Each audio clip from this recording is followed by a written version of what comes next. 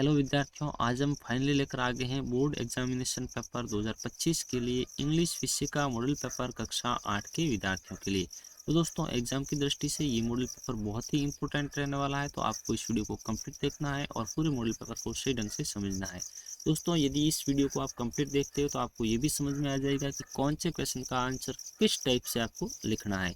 तो चलिए बिना टाइम वेस्ट के इस मॉडल पेपर को हल करना स्टार्ट करते हैं। तो सबसे पहले हम पार्ट फर्स्ट को हल करेंगे, जिसमें क्वेश्चन नंबर फर्स्ट है blank Ganga is a secret river. आपको इसमें आर्टिकल यूज करना है और हमें पता है कि नदियों, महासागरों, पर्वतमालाओं, आसमान तथा आसमान की कोई भी वस्तु से पहले या फिर सुपरलेटिव डिग्री से पहले हम द आर्टिकल का प्रयोग करते हैं। तो यहाँ पर ऑप्शन हमारा ए राइट हो जाएगा। दोस्तों, एग्जाम में आपको इस प्रकार से राइट नहीं लगाना है। आपको क्या करना है कि आंसर के लिए जो ये कोष्टक दिया गया है, यहाँ पर आंसर लिखना है। जैसे ए राइट है तो यहाँ पर आपको लिख देना है ए। ठीक है, इस बात का आपको विशेष ध्यान रखना है। सेकंड क्वेश्चन है which of the following is not related to domestic animal, यानी इनमें से पालतू जानवर कौन सा नहीं है। तो डॉग पालतू जानवर हैं, काऊ भी पालतू हैं, गोट भी पालतू हैं, बट टाइगर है वो पालतू एनिमल नहीं है। तो हमारा बी ऑप्शन राइट हो जाएगा।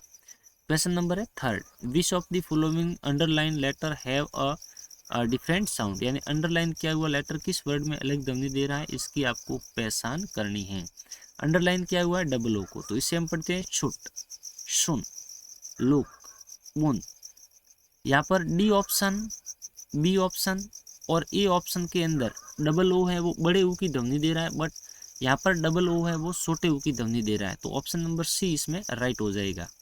क्वेश्चन नंबर है fourth, the sun blank in the east, यानी सूर्य है वो पूर्व दिशा में क्या करता है, उगता है। तो जो रेगुलर कार्य है वो सिंपल प्रेजेंट टेंस के अकॉर्डिंग आते हैं। तो सन है वो एक सिंगुलर सब्जेक्ट है, इस कारण से वर्ब के अंत में एस या ई एस लगेगा। तो वर्ब आएगी राइज और इसके पीछे लगेगा एस, तो ये हो जाएगा राइजेज, यानी option number B is the right answer. Question number 5, blank should do one's duty, यानी एक व्यक्ति अपनी एक ड्यूटी कर सकता है। तो यहाँ पर हमारे आ जाएगा one, option number B is the right answer. Next question number है 6, I looked blank the eyes of the freeze officer. तो आई लुकेड इनटू, यानी पहले इधर उधर देखा हुआ था, उसके बाद में उन्होंने उनकी आंखों में देखा, तो उसका लोकेशन चेंज हुआ है, मतलब इनटू का प्रयोग होगा, प्रीपोजिशन इनटू आएगा।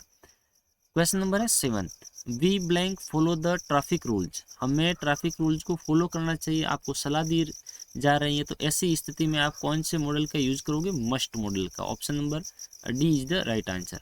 दोस्तों, यदि आप इस मॉडल पर की पीडीएफ प्राप्त करना चाहते हैं तो आप हमारे टेलीग्राम चैनल को ज्वाइन कर लेना, जिसका लिंक आपको इसी वीडियो के डिस्क्रिप्शन बॉक्स में मिल जाएगा। और हमने प्रत्येक विषय के लिए बहुत ही इंपॉर्टेंट 10-10 मॉडल पेपर तैयार किए हैं। यदि आप उन मॉडल पेपरों को सही ढंग से समझ लेते हो तो एग्जाम का पेपर आपको बिल्कुल ईजी लगेगा। तो चलिए पार्ट सेकंड को हल करते हैं। यहाँ पर क्वेश्चन नंबर 8 to 11 रहेंगे कि complete the passage given below using the correct word from the bracket. दोस्तों, 8 से 11 तक क्वेश्चन पूछे जाएंगे, उसमें आपके एक ब्रैकेट के अंदर 5-6 वर्ड दिए हुए होंगे और उन वर्डों का प्रयोग करके आपको इस पैसेज को पूरा करना है। तो a blank is a large and powerful wave, तो क्या है पावरफुल और लार्ज वेव, वो है सुनामी। तो यहाँ पर आ जाएगा सुनामी, अ सुनामी। उसके बाद में है बाई अंडर द सी, यानी समुद्र के नीचे क्या होता है, अर्थक्वेक, भूकंप आता है, तभी ये वेव आती है। तो यहाँ पर आ जाएगा सेकंड में अर्थक्वेक।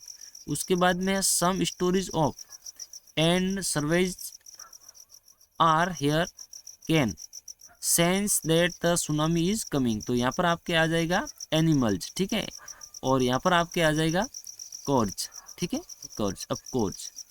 उसके बाद में हमारे क्वेश्चन नंबर रहेगा दोस्तों 12, जिसमें आपको ऑपोजिट जेंडर देने हैं। क्वेश्चन नंबर 12 के अंदर आपको क्या करना है, ऑपोजिट जेंडर। तो मैन सर्वेंट का आप क्या सोचते हो, वुमेन सर्वेंट नहीं, मेड सर्वेंट होता है। क्या होता है, मेड सर्वेंट। और पीकॉक का तो आपको पहले भी मैंने बताया हुआ, पीकॉक का होता है पीहेन। उसके बाद में 13वां क्वेश्चन रहेगा write the missing letter in the following word, missing letter लिखना है। तो मिसिंग लेटर के लिए आपके ये रिक्त स्थान दी गई है, यहाँ पर आपको नहीं भरना है, इसके सामने ये खाली जगह दी गई, इसमें लिखना है, या फिर नीचे अलग से ऑप्शन दिए गए तो उसके सामने ही आपको इन स्पेलिंग को दोबारा लिखना है। तो ये है मेमोरी की MEMORY और दूसरी है इंडिपेंडेंस की, तो ये रही आपकी इंडिपेंडेंस की स्पेलिंग। उसके बाद में है क्वेश्चन नंबर 14, जो आपके ट्रैफिक रूल से रिलेटेड रहने वाले हैं।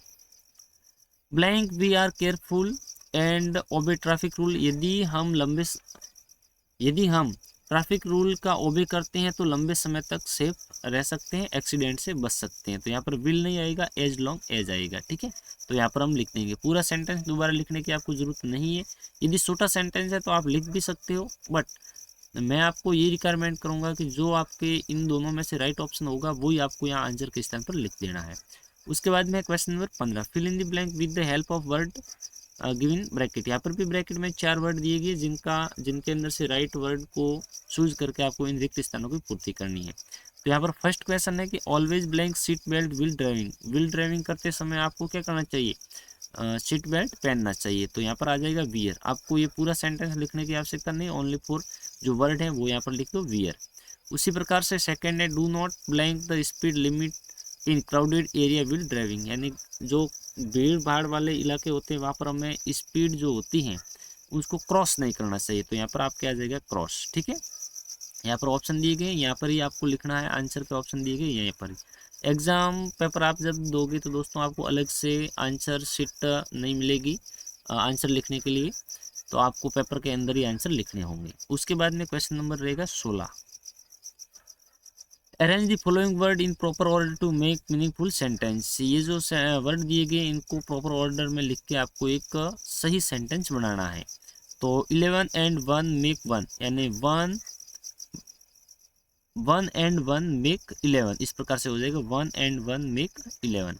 उसके बाद में सेकंड है हमारा non violence Mahatma Gandhi truth in and believe. तो ये हो जाएगा Mahatma Gandhi believe in truth and non violence, ठीक है। इस प्रकार से ये हो जाएगा। उसके बाद में दोस्तों पार्ट हमारा जो थर्ड रहेगा उसके अंदर पैसेज पूछे जाएंगे। उन पैसेज को सही ढंग से पहले पढ़ना है और उसके बाद में आपको क्वेश्चनों के आंसर करने हैं। तो यहाँ तक ये पैसेज हैं, आपके पास समय कम है, इन पैसेज को वीडियो को पॉज करके पढ़ लो या फिर PDF डाउनलोड करके वहाँ जाके इन्हें पढ़ लो। मैं आपको डायरेक्ट क्वेश्चनों के आंसर की तरफ लेके चलता हूँ। तो यहाँ पर फर्स्ट क्वेश्चन दिया गया है, one which date was this diary entry written.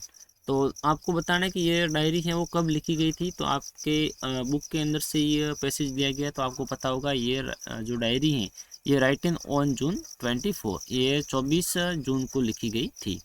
उसके बाद में हमारा सेकंड क्वेश्चन रहेगा, when do all the birds fall silence. और जो जितने भी ये बर्ड्स हैं वो साइलेंस क्यों थे, तो इसका कारण यहाँ पर हम देखेंगे। यहाँ देखो इसका आंसर यहाँ से लिखेंगे, all the birds fall silence as the mist comes climbing up the hill, ठीक है ना, वो हिल के ऊपर चढ़ रहा था इस कारण से। नेक्स्ट क्वेश्चन हमारा रहेगा, what does mist do in the हिल। यानी हिल पर मिस्ट है वो क्या करता है, तो mist not only conceal the hill but also blankets then is in silence, ठीक है। उसके बाद में क्वेश्चन नंबर 18 रहेगा, ये भी आंसर आपके पैसेज के अंदर दिया गया है लेकिन ग्रामर के रूल के हिसाब से थोड़ा सही करना पड़ेगा, इसलिए आपका टाइम खराब ना हो इस कारण से मैंने इसके आंसर पहले से लिख रखे हैं। उसके बाद में 18वें का फर्स्ट क्वेश्चन है, with what were the trees ringing. यानी किसके साथ ट्री रिंगिंग कर रहे थे, तो ये किसके साथ कर रहे थे, देखो यहाँ से हम इसका आंसर लिखेंगे, the tree were ringing with bird song, ठीक है ना, बर्ड सॉन्ग के साथ में वो रिंगिंग कर रहे थे। उसके बाद का क्वेश्चन रहेगा, हाँ, what is Biju doing throat the mist. Biju है वो क्या थ्रॉट कर रहा था, तो अपनी सिस्टर को खोज रहा था, आवाज भी दे रहा था। Throat the mist Biju is, यहाँ से इसका आंसर लिखेंगे, यहाँ से लगाते टू हिज सिस्टर, ठीक है। उसके बाद के क्वेश्चन पर हम चलते हैं, जो क्वेश्चन नंबर है 18वें का सी क्वेश्चन है, identify and right opposite. Opposite आपको लिखने हैं, तो नाइट का ओपोजिट होता है डे, ठीक है, और रिवेल का ओपोजिट होता है कंचल। उसके बाद के क्वेश्चनों पर हम चलते हैं, उनसे पहले आपके एक छोटा वापस से पैसेज दिया गया है, इन पैसेज को पढ़ना है और आपको आंसर करने हैं। मैं आपको आंसरों की तरफ लेके चलता हूँ। तो फर्स्ट क्वेश्चन है, what did the narrator say will visiting Hans well. Hans को नरेशर क्या कहता है, तो देखो यहाँ पर आई लिखा गया है, यहाँ पर हम लिखेंगे नरेशर, यहाँ पर वैसे भी दिया गया है, नरेशर visited hence well to told him. उसके बाद में he hoped would see his family again soon, यानी वो बहुत जल्द ही अपने परिवार से मिलेंगे। ठीक है, इस प्रकार से ये आंसर हो जाएगा। उसके बाद में सेकंड क्वेश्चन है what did every soldier want, यानी प्रत्येक सोल्डर है वो क्या चाहते हैं, तो प्रत्येक सोल्डर है वो घर जाना चाहते हैं। तो एवरी सोल्डर वांट टू, उसके बाद में हम लिखेंगे want to would see his family again, हाँ सॉरी, इसके बाद में what did every soldier want, यानी प्रत्येक सैनिक क्या चाहते थे, तो हम लिखेंगे एवरी सोल्ड वांट टू, उसके बाद में हम लिखेंगे कहा गया रे the fighting would and we could all go to home, यानी जो वॉर है वो खत्म हो जाए और हम सब घर जा सकें। ठीक है ना, ये सभी सैनिक चाहते थे। उसके बाद में read the passage and write plural, plural आपको देना है, तो साइड, साइड का प्लूरल हो जाएगा साइड्स, एस या एस, इसके पीछे अंत में एस लग गया, और ट्रेंच के अंत में आ जाएगा आपके ई एस, क्योंकि जिस स्पेलिंग के अंत में S double S C S S S होता है तो उसका प्लूरल बनाने के लिए हम ई एस जोड़ते हैं। ठीक है, ओ होता है अंत में तो भी हम ई एस जोड़ते हैं, एक्स होता है तो भी हम ई एस जोड़ते हैं। ठीक है, बट ऑक्स में ऐसा नहीं होता है, ऑक्स का ऑक्सिंग होता है। उसके बाद के क्वेश्चन पर हम चलते हैं। जो क्वेश्चन है व्हाट टू थिंग्स, यानी वो दो वस्तुएं क्या, Hans valve two before walking away from Jim, यानी वो जो जिम और हैंस वोल्फ वॉकिंग कर रहे थे तो उसके बाद में उनकी दो थिंग्स के बारे में बताना, क्या दो सोचें थी। तो he asked to Jim take care, उनको टेक केयर करने के लिए बोला, और ही सल्यूट, और उन्होंने सल्यूट भी किया था। ठीक है, तो ये दो थिंग्स हो जाएगी। उसके बाद में क्वेश्चन रहेगा where had the grey coat man drifted back, यानी जो ग्रे कोट वाले थे वो वापस कहाँ चले गए, तो वो सभी अपनी ट्रेंचेज में चले गए थे। तो हम लिखेंगे the grey coat man had different back to their trenches. ठीक है, उसके बाद का क्वेश्चन रहेगा read the passage and write one word from for given sentence, आपको वन वर्ड देना है। A member of an army, यानी आर्मी का जो एक मेंबर होता है, स्पेलिंग एस से शुरू होती है तो दोस्तों क्या होता है, शोल्डर। ठीक है, यहाँ पर हम लिख देंगे शोल्डर। उसके बाद का पैसेज रहेगा, तो ये आपके बुक के अंदर से नहीं पूछा जाएगा, ये बाहर से पूछा जाएगा, कहीं से भी हो सकता है। तो आपको रीड कर लेना और सिंपल क्वेश्चन पूछे जाएंगे, आप आसानी से आंसर दे सकते हो। तो 21वें का फर्स्ट क्वेश्चन रहेगा what should we do to enjoy a good health, यानी हमें गुड हेल्थ के लिए हमें क्या करना चाहिए। तो देखो to enjoy a good health, यहाँ से हम इसका आंसर लिखेंगे should take the balance diet and do exercise, हमें बैलेंस रखना चाहिए डाइट पर और एक्सरसाइज करनी चाहिए। उसके बाद का क्वेश्चन रहेगा what is the only way to keep our body fit, हम किस रास्ते से, मतलब किस प्रकार से हम अपनी बॉडी को फिट रख सकते हैं। तो मॉर्निंग वॉक, यहाँ से लिखेंगे morning walk is the one of the best exercise. ठीक है, यही हो जाएगा, यहाँ तक लिखोगे तो इसका आंसर हो जाएगा। वैसे मॉर्निंग वॉक के जरिए हम अपने शरीर को फिट रख सकते हैं। ठीक है, उसके बाद क्या क्वेश्चन हमारा रहेगा दोस्तों है how is morning walk useful for us, यानी मॉर्निंग वॉक है वो हमारे लिए यूज़फुल क्यों है। तो मॉर्निंग वॉक के समय हमारे शरीर को एनर्जी मिलती है ना। तो लिखेंगे it is a light exercise it the quality good man and woman young and old sick and healthy and even for children. ठीक है, जिससे क्या होता है उनका मॉर्निंग वॉक करने से, यहाँ से हम इसका आंसर लिखेंगे मॉर्निंग वॉक के करने से शरीर है वो बीमार हो या फिर स्वस्थ हो तो उनका शरीर बेस्ट रहता है। ठीक है, और उनको एनर्जी भी मिलती है। उसके बाद के क्वेश्चन पर हम चलते हैं what invites every to do for a morning walk, morning walk के बारे में हम लिखेंगे तो the peaceful atmosphere the morning does so. ठीक है, उसके बाद के क्वेश्चन पर हम चलते हैं how is the fresh air of the morning important for us, यानी मॉर्निंग वॉक है वो उसमें जो एयर होती है, हवा होती है, वो हमारे लिए किस प्रकार से कामयाब है। The fresh air of the, यहाँ से लिखेंगे the fresh air of the, यहाँ से लगाकर यहाँ एनर्जी तक लिख देंगे। ठीक है,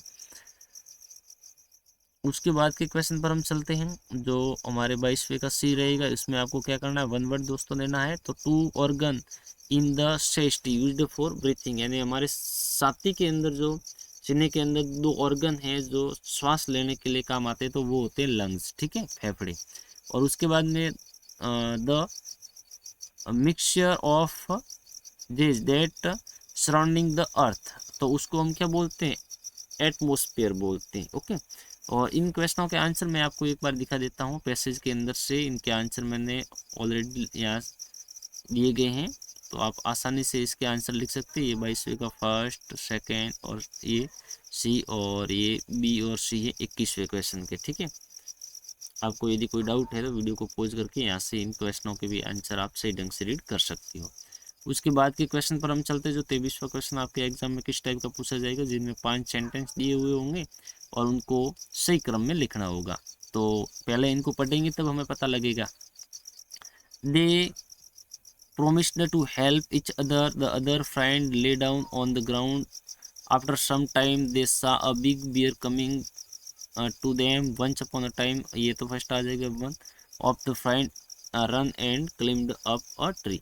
देखो तो सबसे पहले ये आ जाएगा once upon a time there were two friends, और एक दिन फिर वो क्या, आफ्टर सम टाइम डे वैसा, after some time promise to help each other, उन्होंने एक दूसरे की मदद करने के लिए कहा था, ठीक है। सबसे पहले दो दोस्त थे, उन्होंने एक दूसरे से वादा करने की बात की गई थी, हेल्प करने की।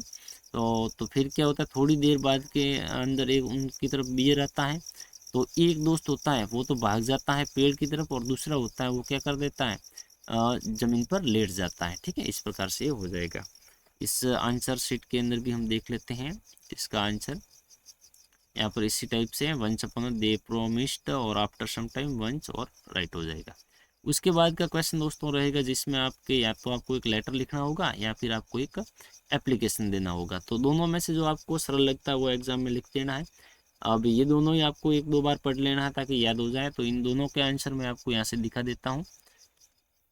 यहाँ से ये आपके रहेगा लेटर रहेगा, यहाँ से इतना, ये वीडियो को पॉज करके आप सही ढंग से कवर कर लो। और ये रहेगी आपकी एप्लीकेशन, यहाँ से लगा कर यहाँ तक आपको सही ढंग से लिख देना है। आपके पिताजी मान लो बीमार हैं और आपकी बड़ा परिवार है, तो आपको बुक परचेज नहीं कर सकते, तो इस कारण से आपको बुक बैंक से बुक चाहिए। और उसके बाद के क्वेश्चन पर हम चलते हैं, जो हमारा क्वेश्चन लास्ट रहेगा 25वां 25वां क्वेश्चन, जिसमें आपको या तो लिखना है दोस्तों पैराग्राफ, या फिर आपको लिखना पड़ेगा स्टोरी, ठीक है। तो पैराग्राफ आपके किसके ऊपर है, पैराग्राफ है the festival of colours Holi पर हैं, और स्टोरी है आपके अ पुअर वुड कटर के बारे में, ठीक है। तो इन दोनों के आंसर यहाँ पर दिए गए हैं, मैं आपको दिखा देता हूँ। आपको वीडियो को पॉज करके इन दोनों के आंसर सही ढंग से कवर कर लेना है, ठीक है। तो यहाँ पर आपके ये रहेगी होली के ऊपर आपके पैराग्राफ रहेगा, और वीडियो को पॉज करके पढ़ लो। और ये रहेगा आपके वुड कटर पर स्टोरी। तो बहुत ही इंपॉर्टेंट स्टोरी है, आपको सही ढंग से कवर कर लेनी है। पैराग्राफ भी इंपॉर्टेंट है, याद कर लेना है। तो आशा करते हैं दोस्तों ये वीडियो आपको बहुत ही अच्छा लगा होगा। यदि वीडियो अच्छा लगा तो अपने दोस्तों तक इस वीडियो को अवश्य शेयर करें ताकि उनके भी एग्जाम में थोड़ी हेल्प हो जाए। और अब हम मिलेंगे किसी और वीडियो में, तब तक के लिए आप सभी को हमारी तरफ से जय हिंद, वंदे मातरम। और एग्ज़ाम के लिए आपको एडवांस में बेस्ट ऑफ लक।